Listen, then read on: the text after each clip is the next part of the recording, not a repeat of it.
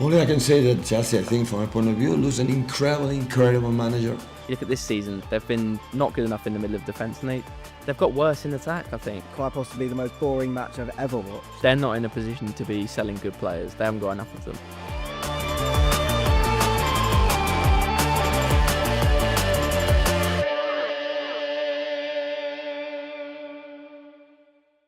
Hello and welcome to another episode of Pint-Sized Pressers. We're here at the amazing Box Bar Piccadilly, as always. First episode in a while, Nayan, after Christmas. Hope you all had a good Christmas and New Year. I'm Dan Bennett from Haters. This is Nayan Murthy from Haters. And lots to talk about since we last did an episode of this. The obvious starting point, Enzo Maraesca, who is no longer the Chelsea manager. I've got the statement here. With key objectives still to play for across 4 competitions, including qualification for Champions League football, Enzo and the club believe a change gives the team the best chance of getting the season back on track. That's what Chelsea had to say about the departure. What was your reaction when you heard that news? Really surprised. I thought that they were at least going to give, or he was going to give Chelsea till the end of the season, depending on whichever way you look at it. They've got 2 massive games in the League Cup semi-final coming up against Arsenal, which another chance for Chelsea to win a trophy. He's already won 2 there so far, and he's proven track record of he can win Chelsea trophies, which is exactly what Chelsea's been about for the last 20 years. So I'm really surprised that they parted ways. Yeah, surprising in the sense that it's happened so quickly. You think back to November. I think he was the manager of the month for November. They'd beaten Barcelona. They got that spirited draw against Arsenal, that 1-1 draw when they played most of the game with 10 men, and then you go a month later and he's now no longer the Chelsea manager, and they've been on a terrible run of form, and any sort of hopes of challenging Arsenal have almost completely vanished. But I suppose in more recent times it's not that surprising given what we heard from him after the game against Everton, where he said this is the worst 48 hours I've ever had. Obviously the links to Manchester City as well with their Chelsea's opponents this week, which is quite fitting in the whoever's writing this script has done a good job. But it's in sort of more recent developments, maybe not that surprising. It was kind of coming. Obviously, there was a lot of reports the day before, wasn't there, coming out that they were set to make a decision on his future. I mean, it's impossible to say that they haven't had a very difficult December, very difficult Christmas period, but they're not out of it. They're not. So maybe the title is so far away, but then if you'd spoken to any Chelsea fans before the start of the season and said, what's the expectation? I'm not sure many would have said, we're going to win the league and we're going to win the Champions League this year. What he has done is consolidate them as the 3rd best team in the country, especially with Liverpool falling away. And the fact that even though he's done that, and they were within touching distance of Arsenal before a difficult December, so they easily could come back. Football changes very quickly, as Enzo Maraesca's probably very aware. I think you touched on a good point there. I mean, so 5th in the league at the moment, it does, when you see that statement, it does beg the question, what is back on track? Is Champions League qualification, which, if the Premier League gets the 5th spot again, they would get at present. Yeah. Is that enough? They obviously, they want more? I think that and a cup run, they're in the semi-final of the League Cup. Arsenal's a tough draw, but you'd back them under Enzo Maraesca to get some sort of close result, at least. If not getting to the final, they beat PSG under circumstances that no one would have expected before in the summer. But I'm not sure what Chelsea want, in the sense that he's doing the right things. They're doing very well in the Champions League as well. You touched on beating Barcelona. Had a tough games. That Carabao one wasn't great, but they're not doing badly, and they're not. What he has done so far this season isn't a sackable offence, isn't we need to get a new manager in offence. And I'm sure we'll touch on the candidates for the job, but none of them seem better for the job than Enzo Maraesca at the moment. Yeah, I think he deserves huge credit for the job he's done at Chelsea. I mean, he's guided them back into the Champions League, which they hadn't been in for a couple of years. He won the Club World Cup. I mean, okay, we can debate the merit of that competition and how it's seen, but they beat PSG in the final. That wasn't easy. Won the Conference League, which most expected them to win, but he still had to do it. I think he's done a really good job at Chelsea, and I think they always have a sort of post-season review where they look back at the season and they see how it's gone. And obviously Pochettino left at the end of the season. I think if you part ways at the end of the season, you've got more time to plan them. But just losing him at this point in the season, it doesn't really make sense. And we touched on it. Maraesca's not innocent in all this. It's not like he's been sacked. You know, he was obviously inviting this on because of the comments he said and things like that. But they must have come from somewhere, though. It's like you'd say that he's coming out with these comments. That there must be something behind the scenes that we don't know about as well. And also, I just wanted to touch on you questioned the legitimacy, not a question, but the raised concern about the legitimacy of the 2 trophies. That if those trophies were so easy to win, someone else would. PSG were there, Bayern Munich were there, Real Madrid were there. They could have won the Club World Cup. Plenty of English teams have been in the Conference League. Tottenham disastrously. Crystal Palace are finding it really difficult at the moment. They won the FA Cup last year. So what he has done is brilliant at Chelsea so far. I think maybe the biggest achievement is taking them back into the Champions League. I mean, that's where Chelsea want to be, and he's got them back there. So yeah, it's a difficult one to understand. Obviously, there's issues on both sides and it's led to this. But I just think, you know, it's been not good recently, but the season as a whole at Chelsea, it's been okay, I would say. I mean, I think it's just, for me, the problems are obvious, and they've kind of been what they've always been. Is they've got some amazing players, you know, the likes of Cole Palmer, Mark Cucurella, Reece James, some outstanding players, some of the best in the world in their positions, but they're still not good enough in the middle of defence, which they haven't addressed. And obviously, Levi on Maraska's fault. No, he did want a centre back as well, which is another issue that's been obviously reported as you know, something that's led to this. They lost Levi Colwill to injury, which is a massive blow. He's probably their best central defender. Obviously, Wesley Fofana is good as well. But you look at this season, they've been not good enough in the middle of defence, and they've got worse in attack, I think. They sold Noni Madueke. Nicholas Jackson obviously had his faults, but you look at the replacements that come in, I don't think they've really done what those two did. And they're still lacking a proper centre-forward, you know, striker who's going to get you the goals. I think that's the frustrating thing for Chelsea fans when you look at it, is the problems are there. We all know what they are, but they're not really being addressed. Well, Cole Palmer's their best player by far and away. I think everyone will agree. And imagine Manchester City didn't have Erling Haaland for the whole of this season. Imagine where they'd be. Imagine that Arsenal didn't have Saka for that. Oh, yeah, obviously, you know, he's injured for a little bit. But man, they didn't have him for the whole of the season. Where would they be? So the fact that he's kept Chelsea within touching distance of the top 4 and still in the top 5 without him. Yeah, it's a fair point. I mean, you know, you think if they had Palmer fit the whole year, maybe they would have. And, you know, he's only just come back from injury, so he's not up to full speed yet. So you think when he gets back to full speed, that will help. But, yeah, we touched on who's been linked with the job. Liam Rosenior, the early clear favourite, which obviously makes a lot of sense. He's at Strasbourg, which is owned by Blueco. Strong reports linking him with the job. A few other names that have sort of been linked in. I'm going off the betting odds here, so this is not any official reporting. Don't take it too seriously. But Felipe Luis at Flamengo obviously played for Chelsea during his playing career. Andoni Iraola at Bournemouth. Cesc Fabregas at Como, doing quite a good job there. Yeah, you do think with these, he played for Chelsea. Let's link him with the job.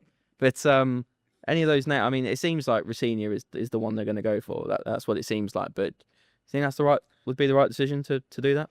I think, especially addressing the whole Blueco model as a whole, with Liam Rosenior would be such a disastrous move for not only Chelsea but Strasbourg as well. Not to say he's not a good manager and he didn't do well at Chelsea, but Strasbourg are one of their clubs. They took their best striker. They're going to take him in the summer, and to take their manager mid-season, it would make sense at the end of a season, but mid-season to take their manager, and then suddenly the Strasbourg fans who they should care about, that they own the club. Suddenly they're left with trying to find a manager that is going to manage the club. And Liam Rosenior, good job. Yeah, if Rosenior goes to Chelsea, I can't see this going down too well in Strasbourg. I mean, they've been unhappy with the owners anyway, and the way they've been used as sort of a multi-club model, and the fact they've kind of been seen as second to Chelsea within that. So, yeah, you know, I think Rosenior is quite popular there, isn't he? If they then move him from Strasbourg to Chelsea mid-season, yeah, it's not going to go down too well, I don't think. And I think if they were taking Liam Rosenior from any other club, you think that's not a Chelsea manager. That's not someone that Chelsea would use. But is it now, though? Because he's a Strasbourg manager, it's suddenly a route. Yeah. The fact that the one he could do badly at Chelsea, and suddenly that messes up not only one club but 2 clubs. I just don't think it's the right move. You mentioned Andoni Iraola. That might be possibly a better move. Cesc Fabregas. Again, he's done a very good job at Como. I've not watched a load of it, but he's done a good job from what I've seen. And I definitely think that those seem like better options. Yeah, it'll be interesting. I think if it is Rosenior, he's got to hit the ground running straight away. I think because all the managers have, but especially him, because he's coming within that model, and the fans are not happy with the kind of ownership and the directors at the moment. So I think if it is Rossini, he's got to come in and win straight away. And if he doesn't, I think it could turn quite bad quite quickly. But if it is Rossini, let's hope it doesn't come to that. Let's everyone deserves a chance, don't they? It could be. I think if you look at I know he's not managed Strasbourg, fairly big club, but he's done pretty well as a manager so far. So let's if it is him, let's see how he does. Well, for the time being, it's Callum McFarlane in charge, stepping up from the under-21s, who looks like he's going to take charge of this game. Did the press conference ahead of this game against Manchester City, who we'll move on to speak about now. Pep Guardiola, he had some very generous things to say about the former Chelsea boss, Enzo Maresca. Obviously worked with Maresca closely. Maresca was the assistant with Guardiola at Manchester City and has been linked with being his replacement. So here's what Pep Guardiola had to say about the now former Chelsea boss. Only I can say that Chelsea, I think, from my point of view, lose an incredible manager, incredible person, but it's decision from the hierarchy from Chelsea. So. Obviously, City coming into this game off the back of that quite hard-fought point, you'd say, against Sunderland. Very difficult away game. They're unbeaten at home all season. Become the latest side not to beat Sunderland. Think positive or negative, really? I mean, obviously they've fallen further behind Arsenal now, but you look at Sunderland's record at home, maybe not too much to worry about. Arsenal also drew Sunderland. Exactly. I think that is keeping up pace with the leaders. And Pep said after the game that he was very proud of the squad. So I think good point. Okay, what are you saying for this game? I think City are going to win. Chelsea going for a bit of a bit of a change at the moment. Just a bit. I think they might struggle. They might not be in the same mindset that City are, which is we're going for the title right now and we're going to win the game. What about you? Yes, I think comfortable City win. I think Chelsea will be a bit rocked by everything that's happened this week. So I will say comfortable. I'll add to my prediction. Yeah, mine's not as good as yours. All right, we'll move on. Bournemouth beat Arsenal 5:30 on Saturday. Massive win for Arsenal midweek against Aston Villa. I mean, 0-0 at half-time, came out firing, scored four goals, widened the gap to Villa, who were third, to 6 points, obviously lengthened the gap to Manchester City after they failed to beat Sunderland. It's just, brilliant evening for Mikel Arteta and his team, right? At half-time, it was the both teams were just similarly poor. There was nothing going on. It was really nothing game. And then suddenly it all kicked into gear for Arsenal. Whatever Mikel Arteta said at half-time really resonated in the players' heads, or it must have done, because some really good goals. The Gabriel Jesus one was very, very pleasing to see for most Arsenal fans as well. Back in the Premier League goals, nice celebration afterwards. It's just a brilliant win for Arsenal, especially against, I'm not sure I call them a title contender, but a team within touching distance of them. Absolutely. Well, our reporter, James Sendennis, was at Arsenal's training ground earlier today to hear from Mikel Arteta. James Sendennis here from Arsenal's training ground. We've just heard from Mikel Arteta ahead of Arsenal's Premier League clash with Bournemouth. Arteta gave updates on Ethan Nwaneri's future, as well as Declan Rice's knee injury that kept him out of the 4-1 victory against Aston Villa. Ethan Nwaneri hasn't actually played since the Bruges game. Wasn't in the squad at all against Aston Villa. What's your thinking with him? Would you maybe consider a departure for him on loan, perhaps, just so he can get first-team football? That every player is very important. Every player has a role. That role can change throughout the season for different reasons, and everybody has to be ready to play. That's it. So this victory came at the halfway point of the season. Do you think they'll look back on this, Arsenal, as the weekend they won the title? I mean, for me, it's the victory. It's the type of win you look back on at the end of the season and think that's title deciding. It's a big win, but to call a game the 19th game of the season title deciding, I think it's a bit much for me. I'm not saying that they won't win the league, 4 points ahead of Manchester City now, and they do look like the best team in the league every time they play. But I don't think a game now, especially when it's only 4 points, two draws, and suddenly City are back top, and they usually get better around February time. They usually know exactly when to close in and turn it up a gear. So I don't think the league's over yet. Yeah, I think Arsenal will win the league, and I think they will look back on this weekend as maybe the most crucial in doing that. But there's going to be twists and turns. City are going to get closer, maybe even overtake Arsenal, and it's going to change around before the end of the season. But yeah, still all to play for, like you say. We're only at the halfway point. Still got to go to the Etihad. They still got to go to the Etihad. What a game that'll be. Facing Bournemouth, Antoine Semenyo looks like he's going to play for Bournemouth, despite reportedly being on the verge of completing a move to Manchester City. Andoni Iraola is still gonna agent. play, still gonna play him. But yeah, I mean that's obviously a boost for Bournemouth. But what do you think? I mean they've been on a really difficult run, Bournemouth, recently. It's hard to see them getting anything from this. Do you think? Difficult run of games, difficult December. Some teams flourish, and some teams, as like Chelsea we were speaking about earlier, kind of hit a stumbling block. But what we have seen from Bournemouth this season is they are a good football team, and even though they're struggling right now, they've got some really good players. They've got a really good manager. He's even linked with the Chelsea job. So Exactly, yeah. I think that they definitely it's not a done deal. I don't think Arsenal are going to comfortably roll them over, but I do think they're going to win. Yeah, I don't think it will be as easy as maybe some people think. I think Bournemouth will put up a good fight, especially at home. Declan Rice potentially missing for Arsenal as well if he's not recovered from that knee injury. Ricardo Calafiori as well. So they're still missing a few players, but I think they'll get the job done. But I don't think it will be massively comfortable. I think narrow Arsenal win for me. I saw a clip of Rice talking to Rodgers after the Villa game, and he was, Oh, right. I don't know if you can see my knee, but he put his arms around his knee and was speaking to Rodgers like his knee swelled up to the side. Well, from what Arteta's saying, yeah, doesn't sound like a nice one, particularly massive swollen knee. I mean, it's very difficult to play with that, isn't it? So I think they'll wait to see. He's been playing. Yeah, I mean, he's a bit of a machine, isn't he, Declan Rice? Testament to him. Absolute machine. Okay, well, we'll move on then. Lead to the early Sunday game, Leeds versus Manchester United. Really poor result for United. That 1-1 draw with Wolves. I mean, I know they've got a lot of players away. I know they're a lot of injuries. Obviously, players away at AFCON, but I mean, the team they put out should still be beating Wolves, shouldn't they? A Wolves side that haven't won a game this season. Well, they hadn't had a point for 12 games before. Yeah, that was only their third point of the season. It's so. Brighton that they got a point from before, and Yeah. they also drew with Spurs. Yeah. But I wouldn't say Spurs or Brighton are doing particularly well this season either. So it's just Say less. We'll come on to that in a bit. So I'll get ahead of myself. But just Manchester United, you thought they turned a corner. Everyone thought they turned a corner.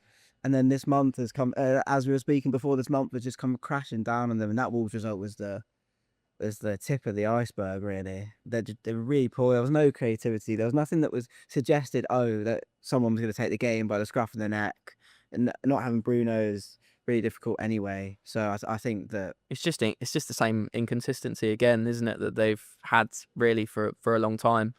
The defeat to Everton when they were playing against 10 men as well was a really bad one, and they've had a few of these results this season. And I mean, the biggest thing is they're missing Bruno Fernandes, they're missing Brian Mbeumo, Ahmad, Mazraoui, De Ligt. The list goes on. They're missing so many players.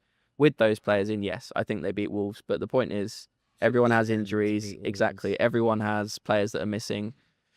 They should have enough to win these games, and that's the frustration. And I think they changed their formation of late, and Amorim has kind of said before that sometimes that his formation needs specialist players, and when those players leave, he should be able to find a solution that works with the players he has. Otherwise, that's not football manager. That is football manager. That's the game I'm buying the best player. I'm going to buy Messi and Ronaldo. Yeah. They're not front. It seems to really upset them when they lose players. Like the balance of the team, they don't seem to be able to deal with it well at all.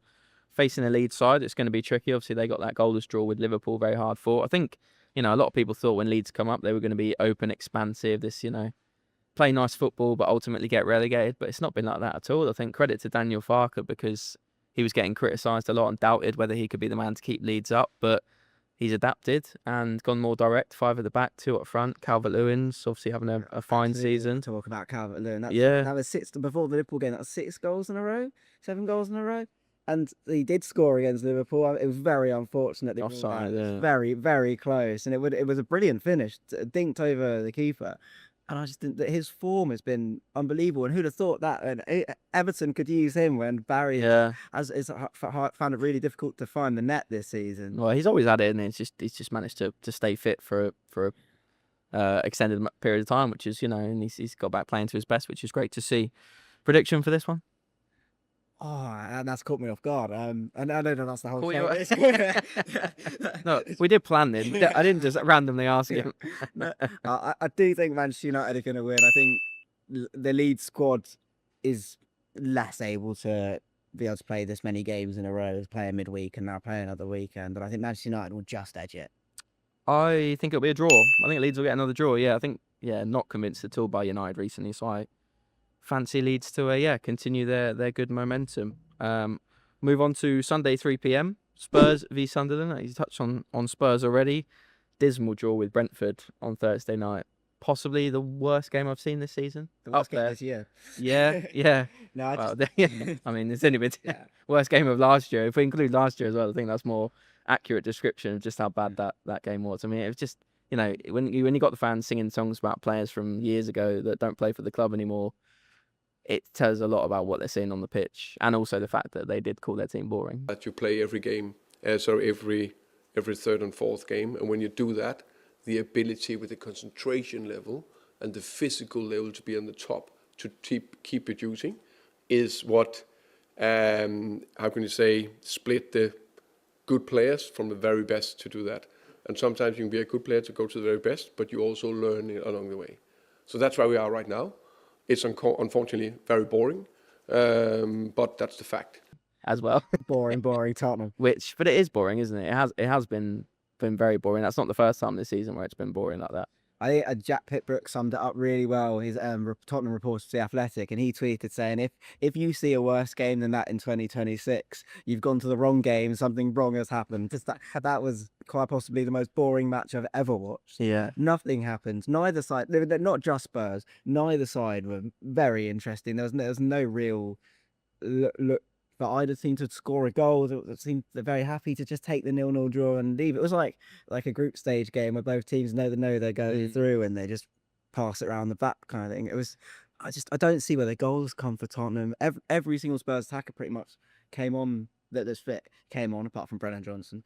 But we're coming on to that very shortly. They still did not look like they were going to score a goal, did they? Well, you ruined my nice link there. I was going to say, you're talking about a lack of goals for Tottenham. They're seem to be selling last season's top scorer in Brennan Johnson, who looks set to move to Crystal Palace. Yeah, I think you might have to explain this one to me. I don't understand this at all. It is the third year in a row. Well, it will be the third year in a row that Spurs sell their top scorer, which with Son and Kane. Yeah, which is incredible. I mean, you call me crazy, but I don't think selling your top scorer continuously is a sort of a way to get success for me. You can't score goals just generally. Exactly. Yeah. It made sense. If you told me Tottenham are going to sell Brennan Johnson in January in the summer, I would have gone, oh, well, look, it looks like Spurs are making a really intelligent move to go and improve their front line. But it doesn't look like that's what they're doing. It looks like they've signed Mohamed Kudus and Johnson can't get in on the right for some reason, even though Kudus hasn't been as very good of late.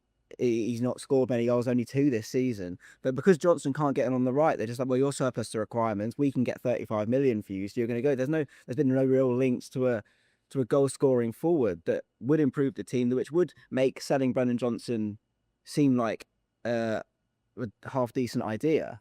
But the fact that there's no player coming in instead of him is really nerve wracking. Yeah, I mean, we'll see what they do in January, but 35 million, it's not a great amount of money in today's football, is it? And I know he's not the most technically gifted player. He's not going to pick up and dribble past people, and but he scores goals and he gets in the right position, and he's a finisher. And he's got, we all know his weaknesses, but he's got a lot of strengths as well. And I think Tottenham aren't Haaland because he can't dribble with it down the wing and beat 4 players. Yeah, I mean, he's not Haaland, but I know what you're saying. The point, I know exactly what point you're making, and I think he should be getting in that Tottenham team, to be honest. I really don't understand this one at all, really. Well, we were speaking about the fans and their chants. There's only 2 players in the Spurs whole squad that have a chant from the fans. One of them is Mickey van der Ven, and the second one's Brennan Johnson. He's the one that gets the fans off their seat. And Sunday, he scored the winning goal in the Europa League final a few months ago, didn't he? So yeah, and at the Spurs parade when they were lifting the trophy, every single fan when the bus was coming around it was Johnson again, and yet as well, Spurs is selling seemingly their most exciting attacker, and there's seemingly no replacement. If Spurs go and sign a brilliant attacker, I'll admit I'm wrong, but for me, they're not in a position to be selling good players. They haven't got enough of them. That's my especially the goals that Brentford game was crying out for someone just to get on the end of a cross, and in this out of the 2 teams, the best player to do that was Brennan Johnson, and he wasn't in the squad. Well, after that positive chat about Spurs, what are you thinking? They're playing Sunderland, who obviously come off that draw against Manchester City, having a brilliant season. What do you think for this one? Not going to be easy, is it? There's a lot of players out for AFCON, but they're much better than Tottenham this season. You think so? The Well, league position the league table says it. Yeah. The way they're just watching them, the eye test shows it, all the stats show it, and I think even though it's the Tottenham Hotspur Stadium, well, that's probably not a benefit for Tottenham. Oh well, exactly. Yeah. I don't see a way that Sunderland don't win the match. Well, having been very critical of Tottenham, I am going to say they're going to win. I think they'll. Yeah, I've just got a feeling. Nothing I've seen from Spurs recently should say that they're going to win this game, but I've just got a feeling I'm going to go with it. I'm going to say Tottenham are going to win this one. Brave. Okay, the other Sunday 3 p.m. game, Fulham versus Liverpool. What are your thoughts on this one? Liverpool, disappointing draw with Leeds, but we were talking for a long time about how Arne Slot needed to go a bit more back to basics, improve defensively, which they have done. I mean, it's not been a great watch at all. I don't think they're playing especially well, but they're not losing games continuously anymore, which I think we have to remember where they were a couple of months ago when they were just constantly losing week after week, and which couldn't have gone on. They're on a decent unbeaten run. Decent unbeaten. They're on an unbeaten run. They haven't lost in a while, and they've had big wins. The Inter Milan win, the Real Madrid win. They're big wins. Any other team does that, you're going, well, this is a great team. But then against Leeds, they just look devoid of, similar to Tottenham. They look devoid of any ideas. I'm sure that there were ways that they could have scored goals, but it doesn't. I mean, you've got Verts and Ekatike. I know Isak's injured and Salah's at AFCON, but Verts, Ekatike, Soboslai cost £70 million. There's so many players that... I feel like there's enough there to be scoring goals. Well, so many players that would have been Leeds' most expensive transfer. You probably got 10 Liverpool players that would be Leeds' most expensive player, and they just didn't look like they could break them down at all. I mean, a lot of teams struggle against low blocks, but they've really struggled against. And you get Leeds all without Joe Roden, who's their best centre back. Well, him and Shreik are a really good centre back partnership, and with that, it was a bit of a makeshift Leeds team, wasn't it? They got a few injuries and stuff. And yet they just didn't look like scoring. Ekatike is a very good player, and he's been very good this season. But if you don't give him the ball, he's not going to score. And you think, Verts is this really great creator, and he was in Germany, but he hasn't. And he's had a few good games before this, but he wasn't on it against Leeds. I know it's a lot of games, and he's adapting to English football. I know Stock touched on this the other week, but to look devoid of all creativity against a Leeds side that are very close, that could be going down, will be in the bottom half by the end of the season, is very poor for a Liverpool side to spend that much money in the summer. Realistically, I think there are two teams. By the way, with Villa being really close to them, but because Arsenal won against Villa, they created a bit of a gap towards Villa as well. Realistically, those two teams are quite far away from us, and we should not look at those two at this moment of time. We've had our struggles throughout. We started really well. In terms of results, games were really close. Then we had a phase of the season where games were still very close, but we were constantly unlucky. Now I think we've been 7 or 8 games in a row unbeaten. But if you say this, you feel like, wow, they are flying through the league. But that's not what we are doing. What do you think? Do you think they'll beat Fulham? Do you think they'll get back to winning ways in this one? Fulham have been very up and down this season, but I think Liverpool are going to win. I agree. I'm going to go for Liverpool win as well. I think they'll get back to winning ways in this one.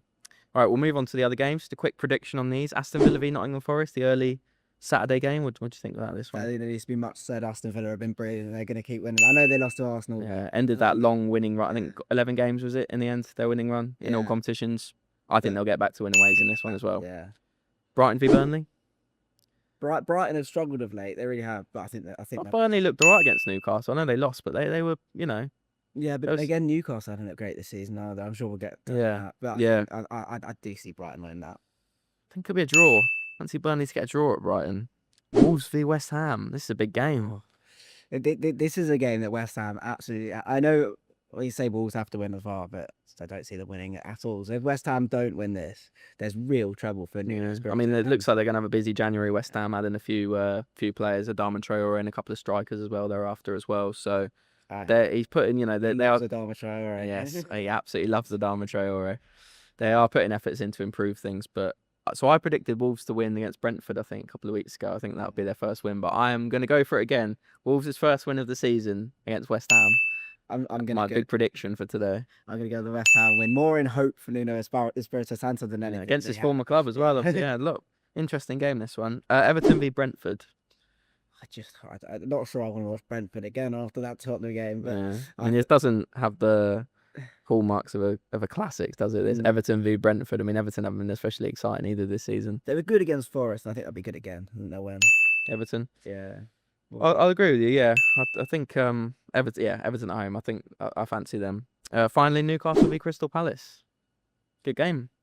Crystal Palace didn't look great against Fulham, and they really did not look great. I think they've against struggled recently. The squad is very stretched, isn't it, with all the injuries and. But then a week ago, that Arsenal game, they were brilliant. I know he scored at the end, but they looked competitive with Arsenal throughout the whole game with changes. So I think they're legit. I think Crystal Palace, yeah. I think Crystal Palace are legit.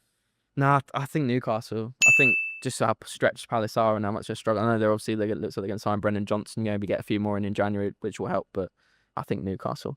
Yeah. Just touching on that, I just don't think Brendan Johnson will be a good move for Crystal Palace. They play with 2 10s behind the striker and wing backs. No. And I think he's a player that you want wide. Interesting. I don't think he's good on the ball in tight space. I think that's his one weakness, and he's going to struggle in the team. You've caught me off guard with that take. I mean, I've been thinking about the impact on Tottenham. I wasn't prepared for a Crystal Palace Brendan Johnson take, so you've caught me off guard with that one. All right, moving on to our weekly segment, Pint-Sized Partner. I'll let you go first on this one. Who do you want to go for a drink with at Box Bar Piccadilly this week? A fairly rogue one, but I bring Harvey Elliott back to London. Okay. Just because he's had a really tough start to life at Aston Villa. He might be going back to Liverpool. We never know. Or he might. But what's really been difficult for him is that he can't play in Europe, and that Aston Villa playing in the Europa League, where you think you'd switch up the team every now and then. They're easy. They're not easier games, but they're easier than the Premier League games. So you might be able to switch up the team, and that was where maybe you could get some game time, even though. Behind Morgan Rogers, it's quite difficult to get in, but because he couldn't play in Europe, it's been quite a unsuccessful move for him. He wasn't in the squad last time out, so I'd like to chat to him, see where his head's at, see where he thinks he can go after Liverpool, or if he can get back into that Liverpool or Aston Villa team. What about you? It's very interesting. I was not prepared for that, so I was impressed by your creativity. I think mine is very obvious. Enzo Maraesca is the person I would like to. Dan Bennett. Yeah, just like Tottenham. It'd just be interesting to find out what's gone on there. If you tell me, probably wouldn't. Maybe. I tell you, he's going to Manchester City. Oh, wow, get the exclusive. Yeah, exactly. But just to find out exactly what's happened, because it's from there's a lot of good reporting that's come out, and we kind of got an idea of what exactly has happened, but very strange. Still, an element of uncertainty around what's actually happened there, I think. Yeah, very interesting. Yes, I think so. Well, thank you for watching, as always, this episode of Pint-Sized Pressers. We're here every Friday previewing the weekend's action at Box Bar Piccadilly. Come and check it out, all the sport on show here. And as always, you can watch all of the press conferences that you've seen in today's show on the HaytersTV YouTube channel. So thank you for watching. Cheers.